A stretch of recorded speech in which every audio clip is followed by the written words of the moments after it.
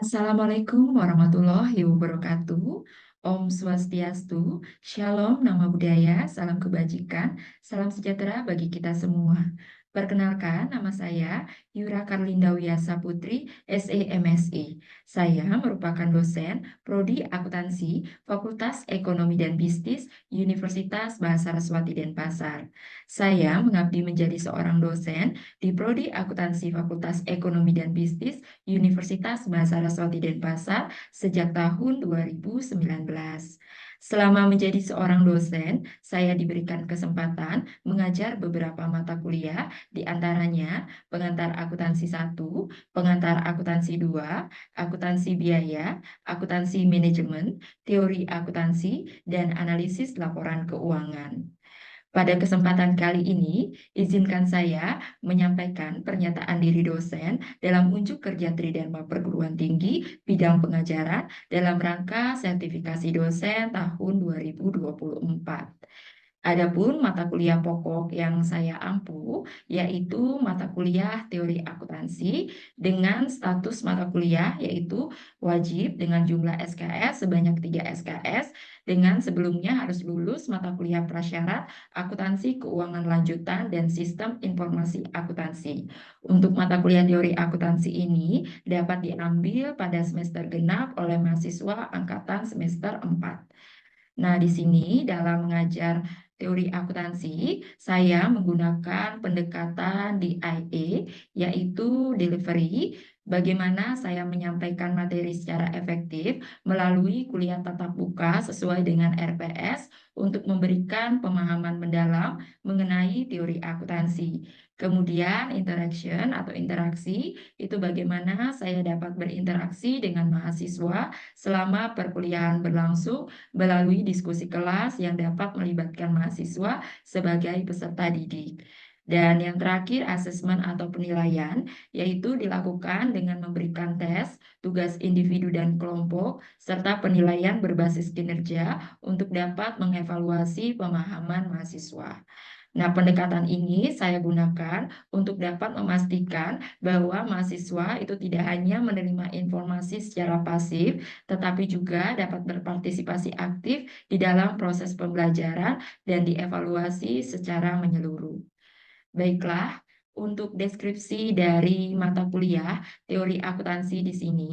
Jadi, mata kuliah teori akuntansi itu memberikan wawasan tentang teori dan filosofi akuntansi, sejarah pemikiran akuntansi, metodologi teori akuntansi, serta kerangka kerja konseptual akuntansi keuangan yang menjadi dasar dalam pengembangan dan evaluasi terhadap praktik akuntansi dengan penekanan pada pelaporan keuangan kepada pihak luar sebagai bentuk dari pertanggungjawaban.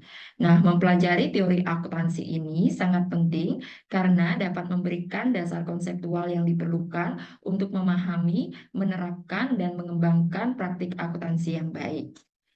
Adapun CPL dalam mata kuliah teori akuntansi ini yaitu menunjukkan sikap religius, nilai etika akademik, dan kepedulian terhadap masyarakat dan lingkungan.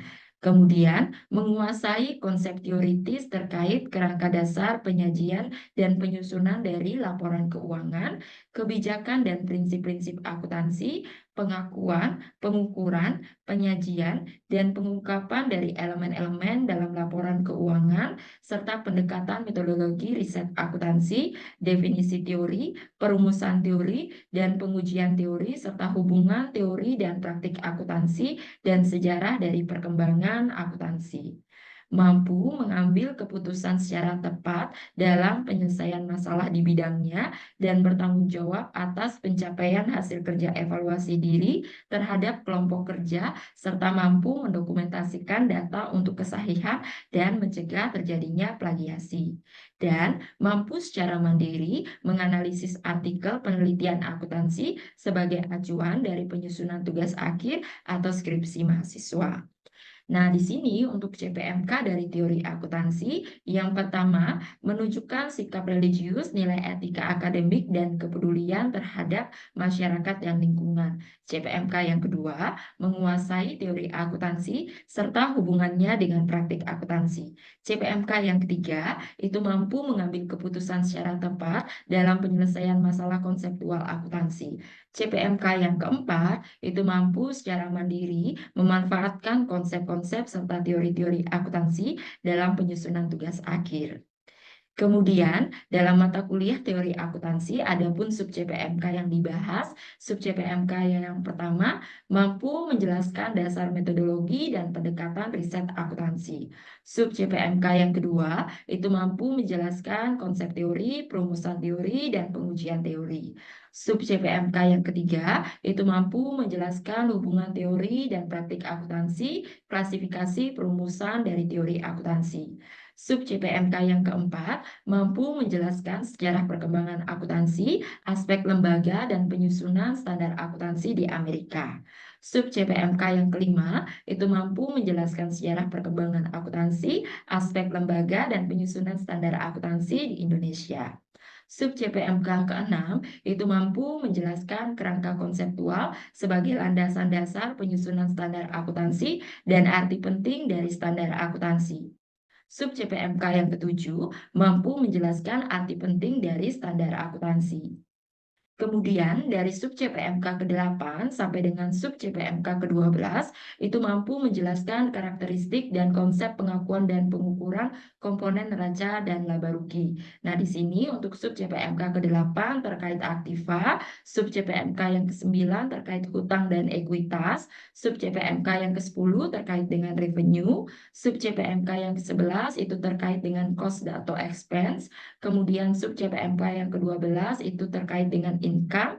Lalu untuk sub CPMK ke-13 dan sub CPMK ke-14 itu mampu mengidentifikasikan pengungkapan wajib dan sukarela pada laporan keuangan, di mana untuk sub CPMK ke-13 itu terkait dengan pengungkapan laporan keuangan, sedangkan untuk sub CPMK ke-14 itu terkait pengungkapan sosial dan lingkungan jika kita lihat dari perspektif teoritis. Nah, untuk mendukung dari proses pembelajaran, ada pun referensi yang dapat digunakan oleh mahasiswa. Yang pertama itu bukunya Ghazali dan Anis tahun 2007 dengan judul Teori Akuntansi. Kemudian saya juga memberikan referensi pendukung seperti modul Teori Akuntansi sesuai dengan sub CPMK yang dibahas pada mata kuliah Teori Akuntansi. Ada juga buku Belkoi tahun 2000 Teori Akuntansi dan juga bukunya Suarjono tahun 2005 dengan judul Teori Akuntansi. Selain itu juga mahasiswa bisa memperoleh referensi secara up to date melalui internet, misalkan dari artikel atau jurnal yang bisa mendukung mata kuliah dari teori akuntansi ini. Selanjutnya, untuk sistem pembelajaran, nantinya mata kuliah teori akuntansi ini akan diampu oleh satu orang dosen dengan jumlah pertemuan sebanyak 16 kali pertemuan. Nah, 16 kali pertemuan ini nanti dibagi di antaranya 14 kali pertemuan kita akan gunakan untuk membahas sub CPMK pertama sampai dengan sub CPMK ke-14. Kemudian, satu pertemuan pada pertemuan ke-8 digunakan untuk ujian tengah semester dan satu pertemuan di pertemuan ke-16 digunakan untuk ujian akhir semester. Kemudian untuk sistem penilaian, di sini ada beberapa aspek yang digunakan, yaitu ada aspek kehadiran dengan bobot penilaian sebesar 10%, lalu ada aspek keaktifan sebesar 15%, kemudian ada aspek tugas atau kuis sebesar 25%, lalu ada aspek UTS sebesar 25%, dan aspek UAS sebesar 25%. Nah, untuk menunjang sistem penilaian ini, saya juga menggunakan pendekatan SCL atau Student Center Learning, di mana mahasiswa menjadi pusat dari proses pembelajaran, dan saya di sini sebagai seorang dosen bertugas sebagai fasilitator yang membimbing mahasiswa dalam proses pembelajaran, kemudian sesi diskusi nantinya. Nah, di sini diharapkan untuk peran aktif dari mahasiswa baik itu bertanya, menanggapi, dan dalam proses diskusi, sehingga nantinya aspek keaktifan dengan bobot nilai 15% itu bisa terpenuhi. Kemudian nanti saya juga akan memberikan tugas secara individu dan juga tugas secara kelompok, dan juga akan memberikan kuis kepada mahasiswa untuk menunjang penilaian dalam aspek tugas dan kuis, sehingga nantinya bobot-bobot dalam penilaian tersebut bisa terpenuhi.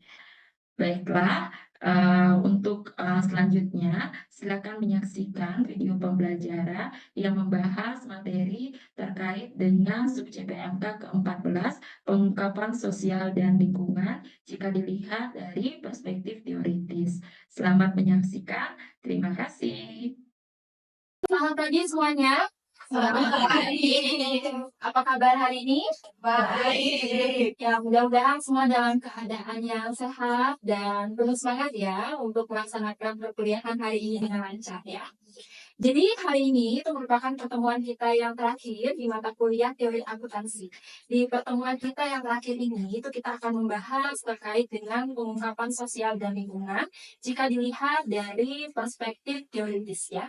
Nah, sebelum kita masuk ke dalam materi terakhir ya dari teori akuntansi, ada baiknya kita mengingat terlebih dahulu apa yang minggu lalu kita pelajari. Karena sebenarnya materi dari pertemuan minggu lalu itu masih berhubungan dengan materi yang akan kita bahas hari ini ya. Oke. Minggu lalu kan kita membahas terkait pengungkapan ya. Kalian ada yang masih ingat tidak apa itu pengungkapan? Silakan, izin menjawab Bu. Menurut saya, pengungkapan merupakan pemberian informasi perusahaan kepada pihak-pihak yang berkepentingan mengenai keadaan perusahaan. Oke, ada lagi yang punya pendapat lain? Silakan. Izin menjawab Bu. Menurut saya, pengungkapan merupakan penyajian informasi dalam bentuk laporan keuangan. Oke ya, jadi dari pendapat yang tadi sudah disampaikan oleh teman-temannya, sepertinya ingat ya apa yang minggu lalu kita pelajari. Nah, di sini kita bahas sedikit untuk pengungkapan, itu adalah penyampaian informasi yang penting dan relevan oleh perusahaan kepada pengguna laporan keuangan ya. Masih ingat tidak di bagian laporan keuangan itu kan ada 5 ya, di mana ya biasanya terkait dengan pengungkapan. Izin menjawab Bu. Ya. Catatan atas laporan keuangan. Oke. Di dalam laporan keuangan, khususnya bagian catatan atas laporan keuangan ya. Jadi di catatan atas laporan keuangan tersebut, kita bisa melihat informasi-informasi pengungkapan yang dilakukan oleh perusahaan.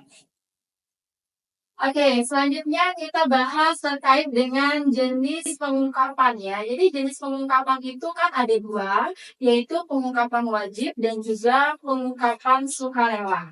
Nah, untuk pengungkapan wajib itu adalah pengungkapan yang wajib atau harus ya dilakukan oleh perusahaan sesuai dengan regulasi atau standar akuntansinya. Jadi informasi-informasi seperti contohnya laporan keuangan itu wajib untuk disampaikan oleh perusahaan. Sedangkan untuk pengungkapan sukarela, jadi kalau pengungkapan sukarela itu adalah pengungkapan yang boleh secara sukarela disampaikan oleh perusahaan untuk menambah informasi bagi pengguna laporan keuangan. Jadi di sini contoh dari pengungkapan sukarela yang bisa dilakukan oleh perusahaan adalah pemberian informasi mengenai kegiatan, contohnya corporate social responsibility-nya ya, bagaimana tanggung jawab sosial perusahaan terhadap lingkungan juga ya. Jadi itu jenis pengungkapan. Selanjutnya, informasi dari pengungkapan ini itu bisa digunakan oleh siapa saja.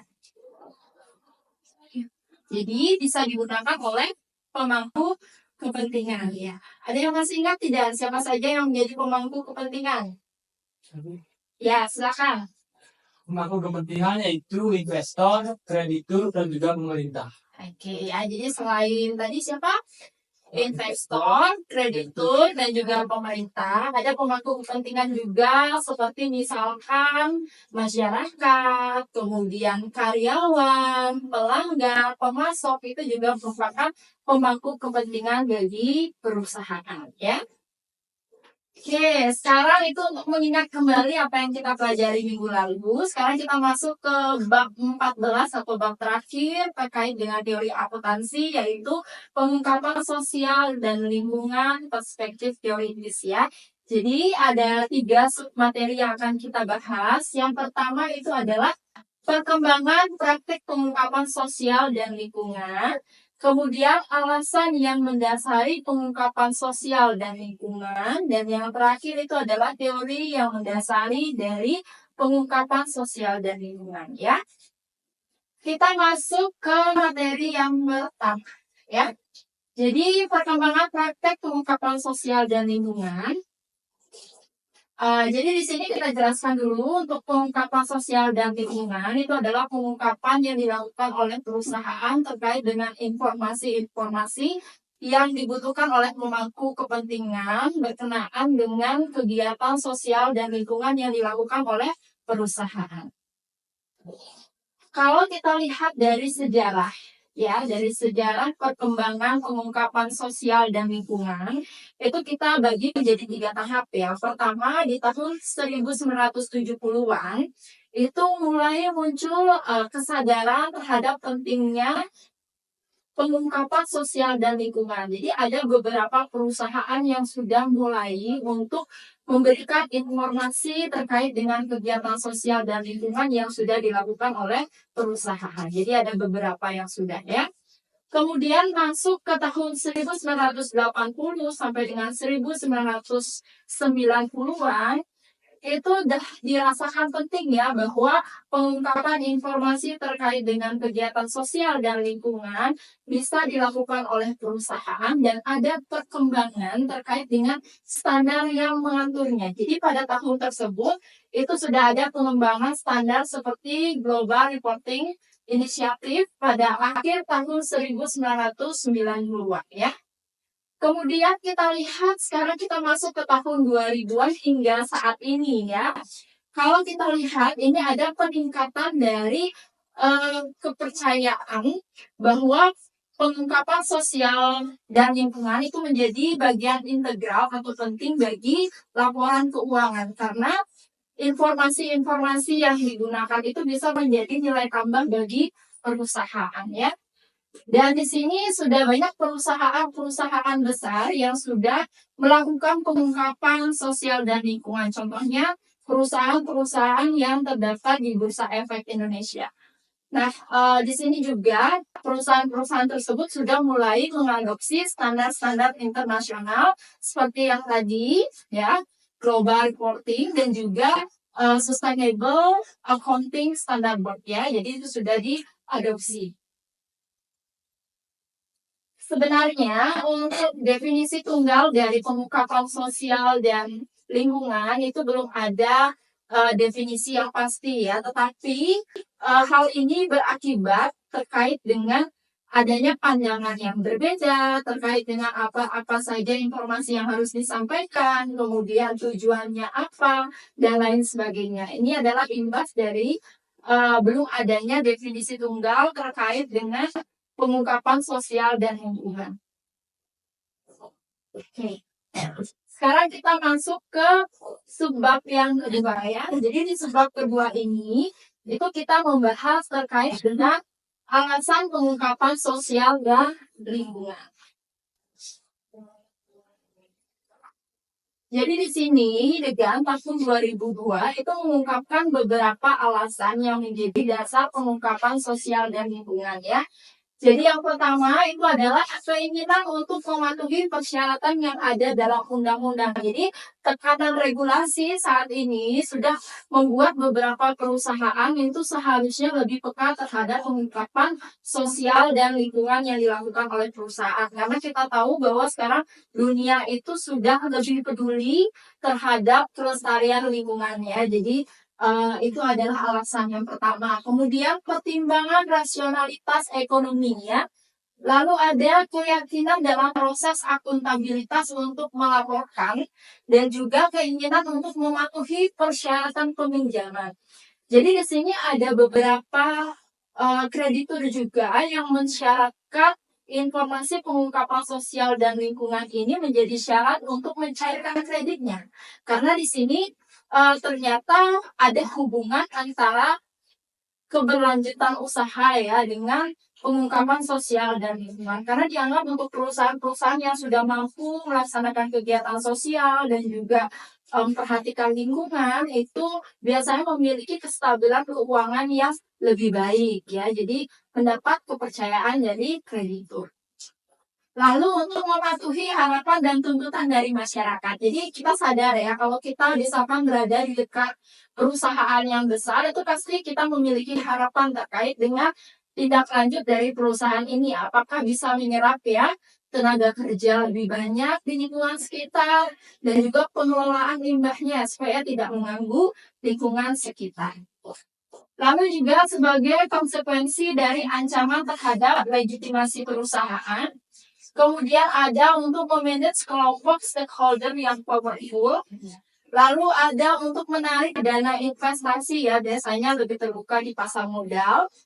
Kemudian juga untuk mematuhi persyaratan industri. Jadi biasanya untuk membangun sebuah industri, khususnya perusahaan manufaktur itu harus dirancang dulu ya bagaimana kegiatan operasional perusahaan itu berdampak tidak terhadap lingkungannya.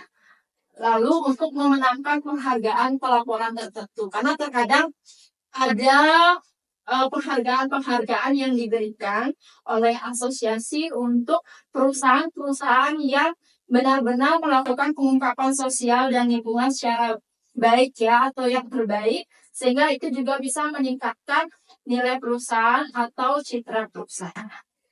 Nah ini kita membahas terkait dengan alasannya ya. Kira-kira manfaat dari pengungkapan sosial dan lingkungan ini apa? Ada yang mau? Silakan. Baik, izin menjawab. Menurut saya manfaat ini adalah untuk meningkatkan kesadaran tentang dampak perusahaan terhadap lingkungan dan sosial. Oke, meningkatkan kesadaran ya. Ada lagi manfaatnya? Silakan. Izin menjawab, Bu. Menurut saya untuk peningkatan akuntabilitas perusahaan terhadap masyarakat. Oke ya, jadi untuk meningkatkan akuntabilitas, kesadaran masyarakat, meningkatkan juga bagaimana citra perusahaan, lalu juga bisa meningkatkan harga saham perusahaan di pasar modal, dan lain sebagainya. Jadi sebenarnya pengungkapan sosial dan lingkungan ini memiliki manfaat yang banyak bagi perusahaan. Oke, kita lanjut ke subbab materi yang terakhir ya. Jadi di sini kita membahas pengungkapan sosial dan lingkungan itu dari perspektif teoritisnya. Ya, jadi ada beberapa teori. Di sini yang disampaikan oleh Gray et al. Tahun 1995 ya, ada 5 teori. Yang pertama adalah decision usefulness ya. Jadi di sini pendekatan ini itu berusaha untuk menjelaskan praktek pengungkapan sosial dan lingkungan dari sudut pandang manfaat yang diperoleh dari pengungkapan sosial dan lingkungan yang dilakukan. Nah, kemudian yang kedua itu adalah teori positive accounting theory ya. Biasanya ini sering nanti kalian temui ketika kalian mulai menyusun skripsi ya. Nah, untuk positive accounting theory atau PAT itu mengambil paham yang mengutamakan maksimalisasi dari kepentingan pribadi individu dalam konteks pengungkapan sosial dan lingkungan. Ini bisa memberikan wawasan tentang mengapa perusahaan tersebut mengungkapkan atau tidak mengungkapkan informasi pengungkapan sosial dan lingkungannya. Oke, selanjutnya itu ada teori political economy theory. Jadi untuk political economy theory itu menjelaskan bagaimana hubungan antara politik, kemudian sosial dan juga perusahaan ya. Di sini juga berhubungan dengan masyarakatnya. Jadi teori ini berfokus bagaimana kekuatan politik dan ekonomi tersebut mempengaruhi pengungkapan sosial dan lingkungan pada perusahaan. Lalu kita masuk ke teori berikutnya adalah stakeholder theory ya. Jadi untuk stakeholder theory ini adalah yang mengatakan bahwa perusahaan bukanlah entitas yang hanya beroperasi untuk kepentingan sendiri, namun juga untuk kepentingan stakeholdernya atau untuk kepentingan pemilihan, ya. Kemudian teori yang terakhir itu adalah teori legitimasi, ya. Jadi teori ini itu menyatakan bahwa perusahaan itu berusaha untuk mendapatkan, kemudian memelihara dan juga memperbaiki legitimasinya, ya. Di sini pengungkapan sosial dan lingkungan itu digunakan sebagai alat untuk menunjukkan bahwa perusahaan itu beroperasi dengan baik, ya. Jadi itu adalah 5 teori yang digunakan untuk praktik pengungkapan sosial dan lingkungan yang dinyatakan oleh Gray et al. Ya. Oke ya. Jadi sekarang kita masuk ke dalam sesi diskusi atau Q&A. Silakan bagi yang ingin bertanya boleh. Ya, silakan ya Ki. Izin bertanya, Bu, terkait apa yang menjadi tantangan utama yang dihadapi perusahaan dalam pengungkapan sosial dan lingkungan. Oke, yang ditanyakan oleh Happy itu adalah tantangan ya. Bagus sekali pertanyaannya. Ada yang mau mencoba untuk menjawab sebelum saya tanggapi? Silakan. Izin menanggapi pertanyaan Bu, menurut saya, menurut pendapat saya, tantangannya mungkin dari segi biaya yang dibutuhkan. Oke, dari segi biaya yang dibutuhkan ya. Oke, saya akan bahas untuk tantangan pengungkapan sosial dan lingkungan. Itu yang pertama memang ada dari segi biaya dan sumber dayanya ya. Karena biasanya untuk melakukan kegiatan sosial dan juga untuk menjaga lingkungan sekitar perusahaan itu dibutuhkan biaya yang besar ya. Sehingga itu yang menjadi tantangan bagi sebuah perusahaan. Lalu juga biasanya menjadi tantangan itu adalah kebijakan yang atau regulasi yang terus-menerus mengalami perubahan ya, sehingga perusahaan tersebut harus mampu menghadapi segera setiap perubahan-perubahan kebijakan terkait dengan pengungkapan sosial dan lingkungannya. Kemudian tantangan yang berikutnya itu bisa dari pengukuran ya, pengukuran dari pengungkapan sosial dan lingkungan, karena banyak sekali pengukuran yang bisa digunakan. Tetapi untuk membandingkan apple to apple suatu perusahaan ketika menggunakan pengukuran yang berbeda itu menjadi tantangan dari pengungkapan sosial dan lingkungan ya. Baik, boleh pertanyaan lagi terkait dengan pengungkapan sosial dan lingkungan ya, silakan. Izin bertanya, Bu, apa saja contoh dari pengungkapan sosial dan lingkungan? Contohnya ya, baik ya. Ada yang mau mencoba menjawab? Ya, silakan. Izin menanggapi pertanyaan, Bu. Menurut saya seperti program CSR seperti itu, Bu. Terima kasih. Berarti program CSR atau Corporate Social Responsibility ya. Jadi salah satu contohnya memang itu adalah program CSR nanti yang disampaikan dalam pengungkapan sosial dan lingkungan. Ada juga misalkan dari pengungkapan terkait informasi bagaimana pengelolaan limbahnya bagi perusahaan. Lalu juga bagaimana perusahaan misalkan mengurangi penggunaan dari plastik ya. Nah, itu juga bisa menjadi suatu pengungkapan terhadap kepedulian sosial dan lingkungan. Misalkan juga pemberian beasiswa dan lain-lain itu juga menjadi contoh dari pengungkapan sosial dan lingkungan ya. Baik, ada yang ingin bertanya lagi? Oke. Oke, kalau misalkan tidak ada, saya akan memberikan kalian tugas ya. Jadi tugas ini sedikit berhubungan dengan pertanyaan yang terakhir diberikan ya, untuk contoh dari kegiatan pengungkapan sosial dan lingkungan yang dilakukan oleh perusahaan. Jadi kalian di sini bisa mencari salah satu contoh dari perusahaan yang melakukan pengungkapan sosial dan lingkungan dalam laporan keuangan. Nah, kalian bisa mengakses laporan ini di Bursa Efek Indonesia. Jadi kalian bisa mencari perusahaannya di sana, kemudian kalian lihat di laporannya apakah ada pengungkapan sosial dan lingkungan yang dilakukan. Nah, itu kalian bisa tuliskan dalam kertas double folio ya. Nama perusahaannya apa, kemudian pengungkapan yang dilakukan itu apa. Ya, jadi tugasnya ini saya berikan hari ini. Silakan kalian kerjakan, waktunya 30 menit, nanti bisa dikumpulkan ke Korti. Nah, nanti Korti bisa menyampaikan ke saya ya. Satu pesannya untuk tugas, karena banyak sekali jumlah perusahaan, itu kalian tidak boleh sama satu dengan yang lainnya. Jadi harus berbeda. Harus berbeda ya. Saya tidak mentolerir adanya kesamaan atau plagiat. Ya. Jadi itu untuk tugasnya. Ada yang ingin ditanyakan? Tidak ada? Oke, kalau begitu sepertinya kalau tidak ada yang ingin bertanya lagi, untuk perkuliahan hari ini saya cukupkan sampai di sini ya. Saya ucapkan terima kasih atas partisipasi kalian. Dan karena ini pertemuan kita yang terakhir, nanti kita bertemu saat ujian akhir semester. Kerjakan nanti ujian akhir semesternya dengan sebaik-baiknya ya. Saya akhiri pertemuan hari ini. Terima kasih. Selamat